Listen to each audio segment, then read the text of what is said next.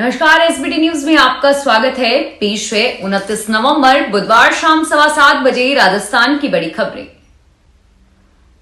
कांग्रेस के प्रदेशाध्यक्ष गोविंद सिंह डोटासरा ने बुधवार को विश्वास जताया कि राज्य में एक बार फिर कांग्रेस की पूर्ण बहुमत वाली सरकार बनेगी और इसके साथ ही उन्होंने कहा कि राज्य में भाजपा का धार्मिक ध्रुवीकरण का एजेंडा विफल रहा।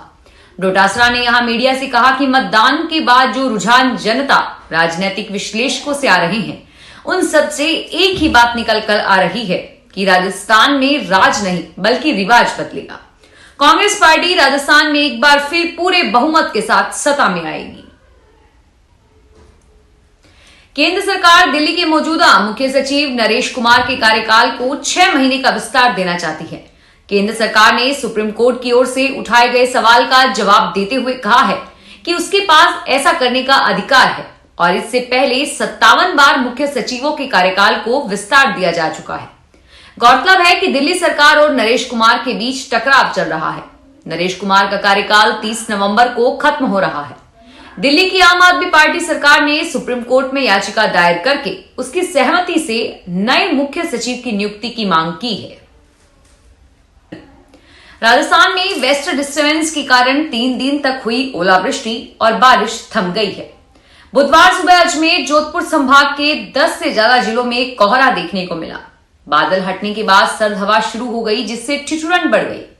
मौसम विशेषज्ञों के अनुसार दिसंबर तक अब अगले 3-4 दिन तापमान में गिरावट होगी।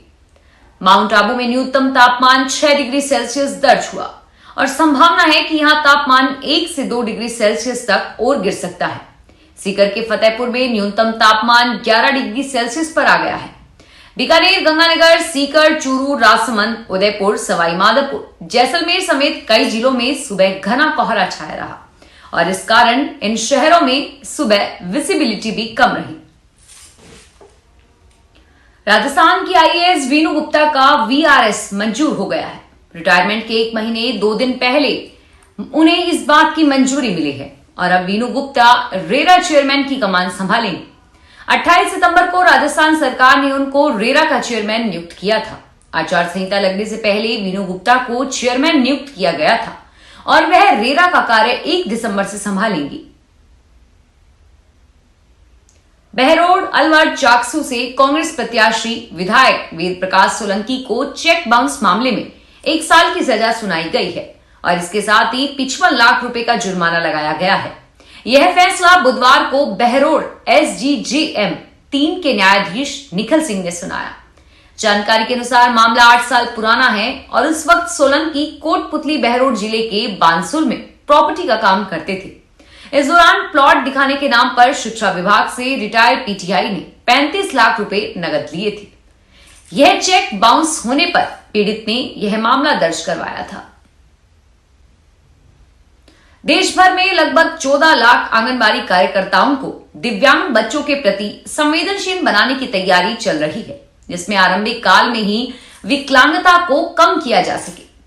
केंद्रीय महिला एवं बाल विकास मंत्री स्मृति ईरानी ने मंगलवार को दिन भर चले एक कार्यक्रम में कहा कि आंगनबाड़ी कार्यकर्ताओं को दिव्यांग बच्चों के प्रति और दिव्यांगता के प्रति संवेदनशील बनाने के लिए इस दिशा में आगे बढ़ना चाहिए।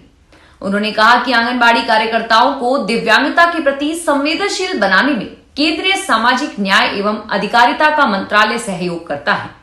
इसे देश भर में विकलांगता में 30% तक की कमी की जा सकती है।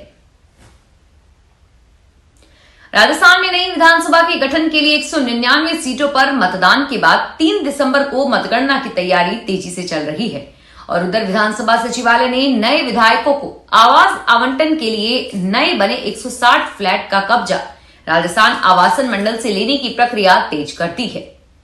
यह फ्लैट हाल ही में बनकर तैयार हुए हैं और जिनका मुख्यमंत्री अशोक गहलोत ने लोकार्पण किया था। विधानसभा सचिवालय के अनुसार दिसंबर के दूसरे सप्ताह तक राजस्थान आवासन मंडल फ्लैट का कब्जा विधानसभा को सौंप देगा और इसके बाद नए विधायकों की शपथ के साथ ही फ्लैट आवंटन की प्रक्रिया शुरू होगी। बताया जा रहा है कि नए फ्लैट का कब्जा 10 दिसंबर तक विधानसभा को मिल जाएगा। आवासों का आवंटन सामान्य प्रशासन विभाग व विधानसभा की ओर से किया जाएगा। राजस्थान विधानसभा चुनाव में स्टार प्रचारक रहे यूपी सीएम योगी आदित्यनाथ मंगलवार को जयपुर रहे। इस बार उनके यहां आने का कारण बना यूपी सरकार में कैबिनेट मंत्री स्वतंत्र देव सिंह की पुत्री का विवाह समारोह। शहर के एक होटल में आयोजित इस समारोह में राज्यपाल कलराज मिश्र, पूर्व सीएम वसुंधरा राजे सहित कई वीवीआईपी मेहमानों ने शिरकत की। मंत्री की पुत्री प्रीति सिंह का विवाह प्रखर कटियार से हुआ। राजस्थान विधानसभा चुनाव में शादियों का असर नजर आया। शादियों के कारण बड़ी संख्या में मतदाता वोट नहीं डाल पाए। शादियों के कारण भी लोग या तो व्यस्त थे या फिर विधानसभा से बाहर, इसलिए मतदान करने नहीं पहुंचे। बहुत से लोग जिले से बाहर भी थे, इसीलिए अपना वोट नहीं डाल पाए। जिला प्रशासन के तमाम प्रयासों के बावजूद झुंझुनू जिले में मतदान प्रतिशत में कोई सुधार नहीं हो पाया। जिले में कुल 18,02,106 मतदाताओं में से 13,05,070 मतदाताओं ने वोट डाले, जबकि 4,97,036 मतदाताओं ने वोट डाले ही नहीं। शादियों का सीजन इसके पीछे सबसे बड़ा कारण माना जा रहा है। यदि मतदान प्रतिशत बढ़ता तो कईयों के हार जीत के समीकरण बदल सकते थे। राजसमंद के भीम में स्थित उप कारागृह की व्यवस्थाओं का जायजा लेने के लिए अपर जिला एवं सेशन न्यायाधीश ने कारागृह में पहुंचकर कैदियों से बातचीत की। जानकारी के अनुसार भीम उपखंड क्षेत्र स्थित उप कारागृह में आवास, सुरक्षा, भोजन, बंदियों को पैरवी का अधिकार सहित कारागृह की सफाई व्यवस्था का जायजा लेने के लिए अपर जिला एवं सेशन न्यायाधीश मनीष कुमार वैष्णव, सचिव जिला विधिक सेवा प्राधिकरण राजसमंद द्वारा बुधवार को आज औचक निरीक्षण किया गया। दौसा में विधानसभा चुनाव की मतगणना को लेकर निर्वाचन विभाग ने तैयारियां तेज कर दी है। 3 दिसंबर को पंडित Naval Kishore Sharma government PG college में होने वाले काउंटिंग में तैनात रहने वाले अधिकारी कर्मचारियों की पहली ट्रेनिंग बुधवार को हुई। ट्रेनिंग का निरीक्षण करने पहुंचे जिला निर्वाचन अधिकारी कमर चौधरी ने बताया कि मतगणना के लिए 494 कार्मिकों की नियुक्ति की गई है और इन कार्मिकों को 18 मास्टर ट्रेनर्स द्वारा ईवीएम, पोस्टल बैलेट आदि के बारे में पूरी जानकारी देकर प्रशिक्षित किया गया है और इसके साथ ही 90 कार्मिकों को ईटीबीएस मतों के बारे में जानकारी देकर ट्रेनिंग भी दी गई है। सवाई माधोपुर के चौथ का बरवाड़ा तहसील क्षेत्र में पावडेरा गांव के पास गलवा बांध से आ रही नहर कई जगह से टूट गई है, जिसके चलते खेतों में पानी भर जाने के कारण किसानों को काफी परेशानी का सामना करना पड़ रहा है। किसानों को फसल खराब होने से आर्थिक नुकसान भी उठाना पड़ेगा। किसानों ने घटना को लेकर सिंचाई विभाग पर लापरवाही का आरोप लगाया है। किसानों का कहना है कि समय पर नहर की सफाई नहीं करवाई जाने के कारण यह स्थिति पैदा हुई है। चौथ का बरवाड़ा तहसील क्षेत्र के पावडेरा पंचायत व अन्य कई गांव में टोंक जिले के उनियारा बांध से नहर में पानी छोड़ा जाता है। भीलवाड़ा में निर्माणाधीन हनुमान मंदिर से बालाजी की प्रतिमा खंडित और गायब होने का मामला सामने आया है। ग्रामीण बुधवार सुबह पहुंचे तो मंदिर का सामान भी इधर उधर पड़ा मिला। इस पर ग्रामीणों ने विरोध प्रदर्शन कर गांव का बाजार बंद करवा दिया।